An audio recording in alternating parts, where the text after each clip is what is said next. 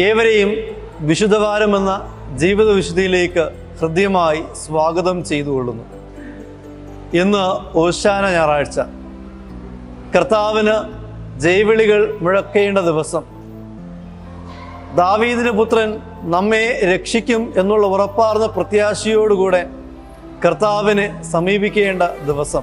മാർക്കോസിന്റെ സുവിശേഷത്തിൽ കർത്താവ് ഇപ്രകാരം പറയുന്നുണ്ടല്ലോ: പ്രലോഭനങ്ങളിൽ അകപ്പെടാതിരിക്കാൻ ഉണർന്നിരുന്ന് പ്രാർത്ഥിക്കുവിൻ. കർത്താവിൻ്റെ പീഡാസഹനങ്ങളെ മനസ്സുകൊണ്ട് ധ്യാനിച്ച് ആ പീഡാസഹനങ്ങൾ പങ്കുചേർന്നുകൊണ്ട് നമുക്കും ഉണർന്നിരുന്ന് പ്രാർത്ഥിക്കാം. ഉണർവോടെയുള്ള പ്രാർത്ഥന നമ്മെ ഓരോരുത്തരെയും ജീവിത വിശുദ്ധിയിലേക്ക് നയിക്കും.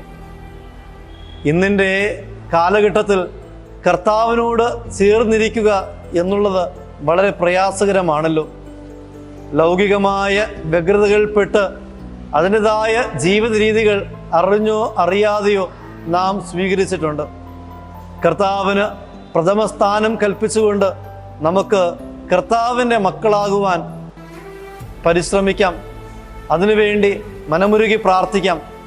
പൗലോസ് അപ്പോസ്തലൻ പറയുന്നത് പോലെ, എനിക്ക് ജീവിതം ക്രിസ്തുവും മരണവും നേട്ടവും എന്ന് പറയുന്നത് പോലെ നമുക്കും ക്രിസ്തുവിനെ നമ്മുടെ സ്വന്തമായി ഉൾക്കൊണ്ടുകൊണ്ട് അവൻ്റെ കുരിശിൻ്റെ വഴിയിൽ സഞ്ചരിച്ച് അവൻ്റെ മക്കളായി മാറുവാൻ പരിശ്രമിക്കാം. അങ്ങനെ അനുഭവത്തിലൂടെ നമുക്ക് ഏറ്റുചൊല്ലാം: ക്രിസ്തുരാജൻ എൻ്റെ ജീവിതത്തിൽ വിജയിക്കട്ടെ.